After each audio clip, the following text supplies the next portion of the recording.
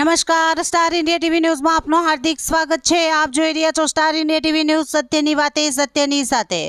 ફતેપુરામાં ખોરાક અને ઔષધ નિયમન તંત્ર દ્વારા મેંગો જ્યુસની દુકાનો પર ઓચિંતી રેડ। ફતેપુરા મુકામે ખોરાક અને ઔષધ નિયમન તંત્ર દાહોદ દ્વારા નગરમાં ઠેર ઠેર સ્ટોલ ઊભા કરી અને દુકાનો ખોલી વેચાણ કરતા મેંગો જ્યુસની તપાસ અર્થે ઓચિંતી મુલાકાત લીધી।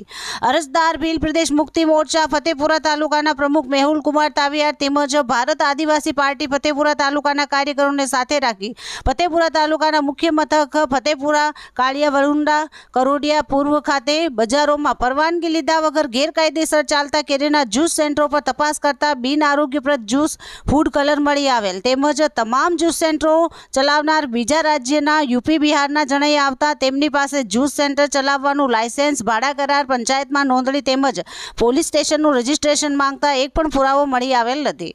જેમાં 14 જેટલા સ્ટોલની મુલાકાત મેંગો જ્યુસ અને જ્યુસ બનાવવા માટે વપરાતા મટીરીયલની ગુણવત્તા બાબતે તપાસ કરી અને મેંગો જ્યુસના કુલ 11 નમૂના લઈ ચકાસણી માટે લેબોરેટરીમાં મોકલાયા।